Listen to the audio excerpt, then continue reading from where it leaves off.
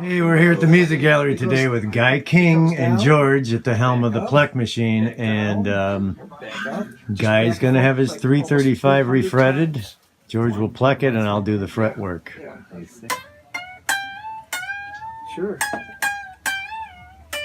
It'll play much cleaner. All right, guys. So you're entrusting us with your guitar.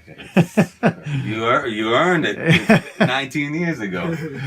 Well, thank you. So we're gonna give George did the first scan. Got the first scan done. Next we'll be planing the board next. So we gets the frets out. So I'm pulling out the frets next, and then it will go back in the Plek machine to have the fingerboard planed. So after the initial Plek scan, the guitar ends up on my bench, and I just took the nut out. That's the first thing that has to happen. The nut has to come out. What we do is we individually heat up the frets, and then we start pulling those out one by one. So this is a pretty tedious and time-consuming problem, and you don't want to get them too hot, or the binding could discolor, or I guess worse, it could melt. So we do have to be pretty darn careful about how we do all this stuff.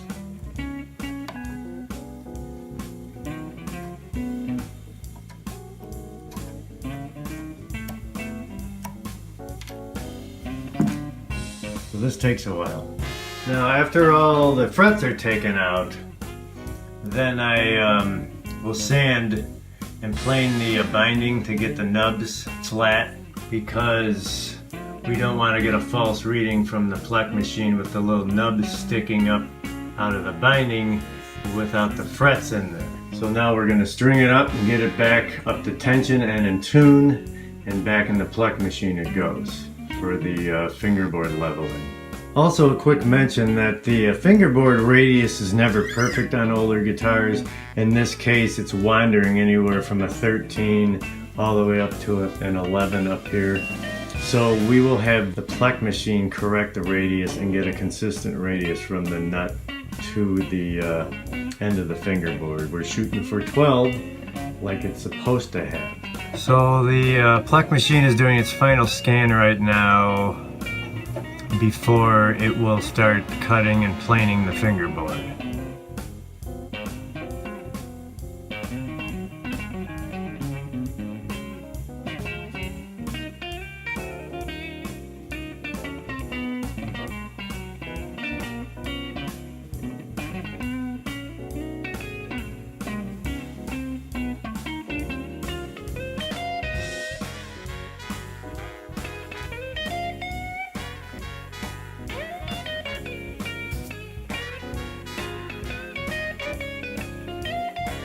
So it just finished planing the fingerboard, and now it's doing a scan to make sure the fingerboard is perfect.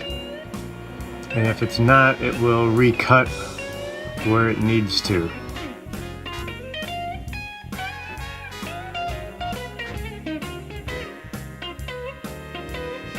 So the next thing I have to do here is Dremel out all the glue that was in the old fret slot. So you got to clean out all that glue, and then we'll go ahead and clean up the fingerboard.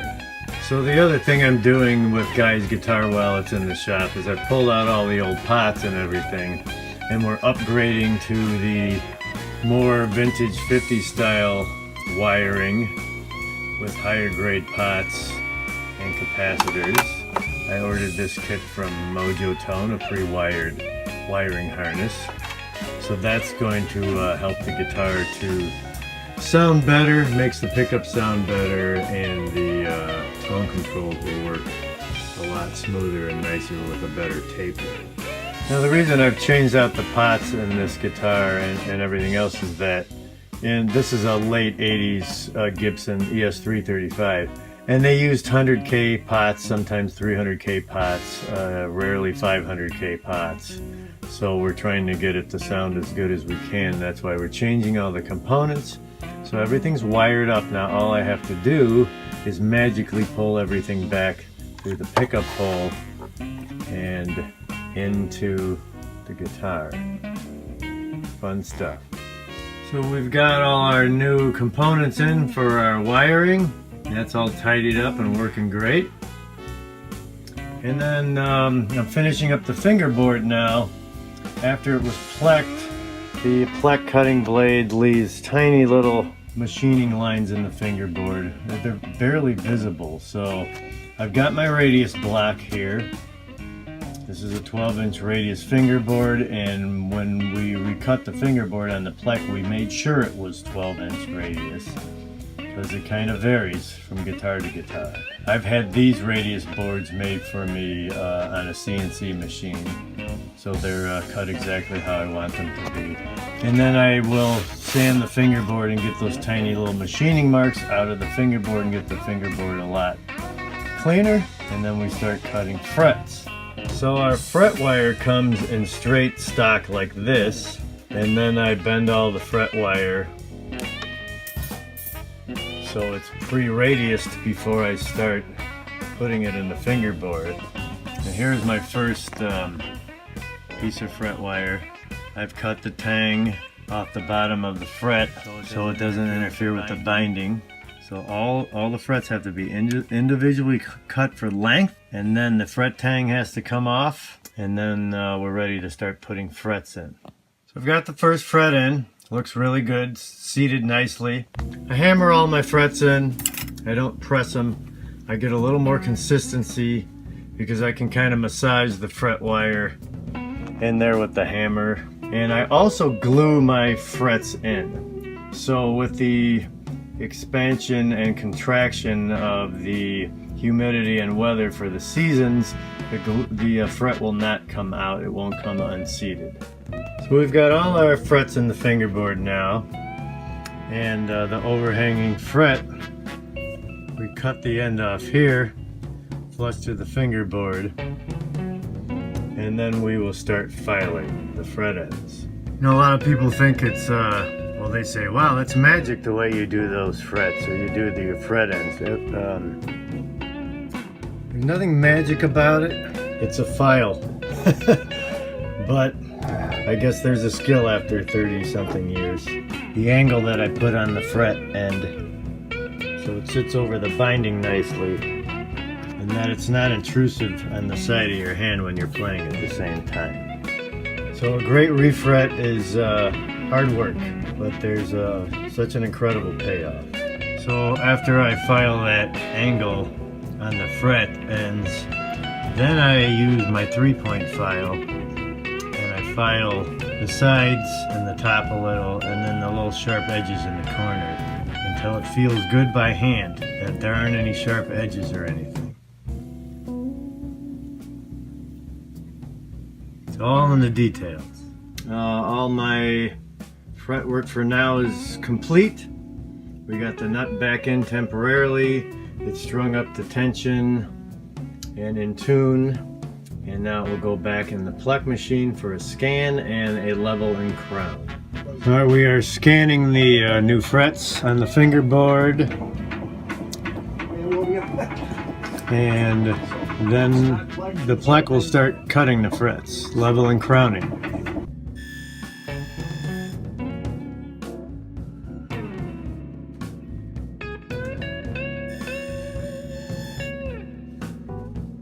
So we're doing the final level and crown. It's on its third pass now.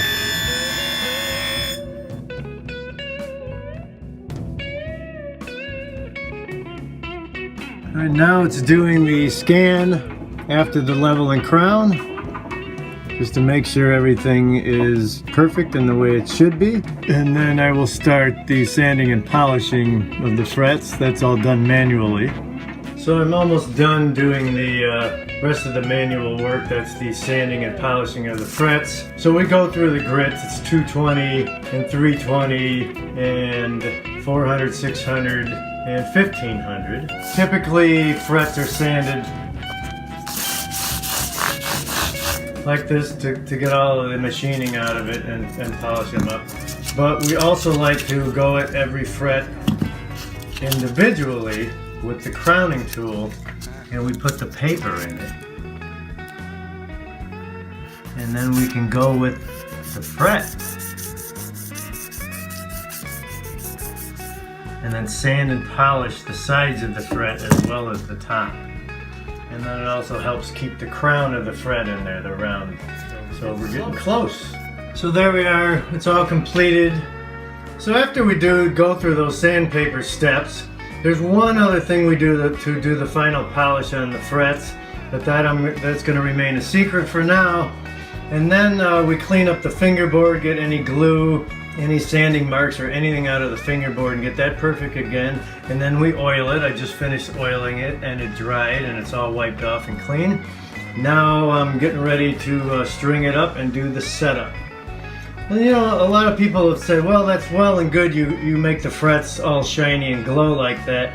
But you know, there's more to it. It's also, there's less friction when you're fretting it, the strings touching the frets and bending. And that's what we want, as little friction as possible, and you get less wear on your strings and less wear on the fret.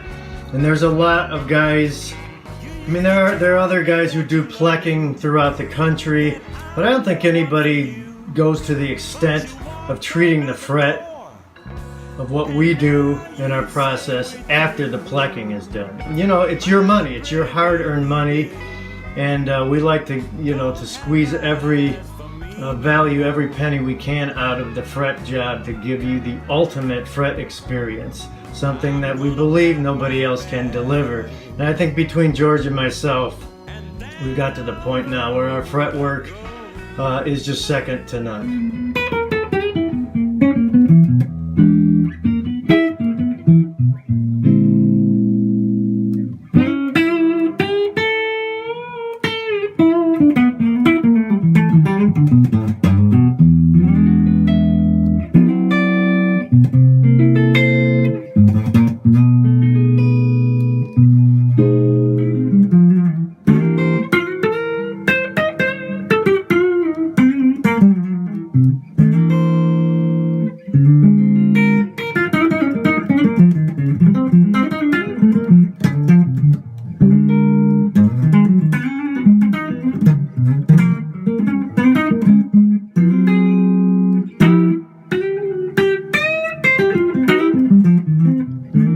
So we're back with Guy King, and he's got his guitar back. So he's gonna spend some time reacclimating himself to his his new wiring, his new frets, new action. So what do you think, Guy, so far? It's a different guitar. It does different things than it did before. And hopefully better than it did things before. Yeah. Okay. I can't wait to spend a couple of days with it. I was telling you, Pete, how you get used to doing things, you know, with what you have, even if it's something not, you know, the frets were really low. I love this guitar when I first looked at it, when I got it, but the frets were low. And the fingerboard, of course, was less than perfect. Yes. So. And now it's a different beast with the frets in, and the wiring, by the way, too. Good. So.